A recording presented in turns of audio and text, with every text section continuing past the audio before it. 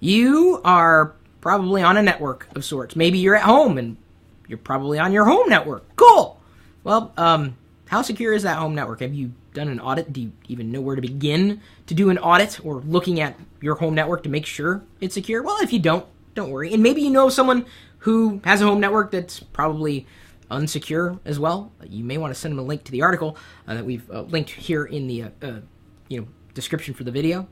Layering your home network security. They're on LockerGnome.com. I'm going to go ahead and +1 this so other people can certainly see it and potentially share it with friends.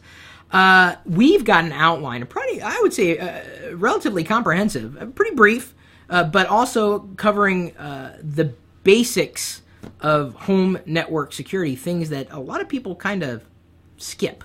And they don't mean to, they just do inadvertently. And so, like, some of the suggestions we make, disable Wi-Fi protective setup, or WPS, and enable WPA2 personal security using AES encryption.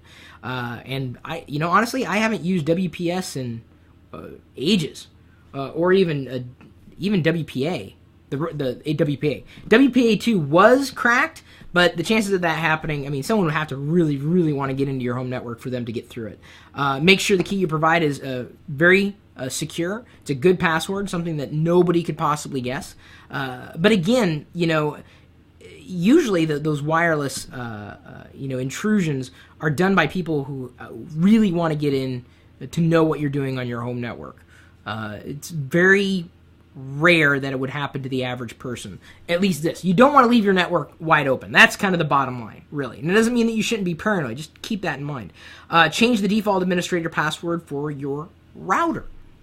And that is, I would say, probably the most important thing that any person who's connected to the internet could do, like through broadband, like a DSL or a cable modem. Usually there's an administrative interface, and the default passwords like admin or something like that. Change that, because someone can gain access to your router and, flash its firmware, start monitoring your packets. I mean, who knows what they're going to do if they get access to it. So changing that password is probably something that I would have guessed that a lot of people probably didn't do. Oh, they may have had a secure wireless network. Sure, I set passwords here, there, and everywhere. But did you change the default passwords? Do it. Another recommendation, disable remote management for the router so that if something does happen, no one who wasn't on your home network can gain access to it. Think about these things. The list kind of goes on and on from there, and I don't want to, wax too pathetic, at least during the duration of this particular video. But the bottom line is, think beyond the basics when it comes to your network's security, especially if you're not the only one using it.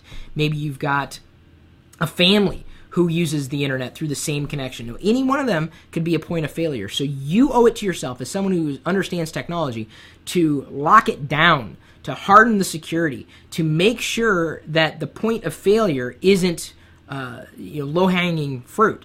And there are many ways you can do that. There are many ways you can protect your entire family. We just outlined a few of them. And of course, if you have any other recommendations to make beyond what we've made here, the hope is that you would leave a comment at the bottom of the article, which you should do if you have other ideas.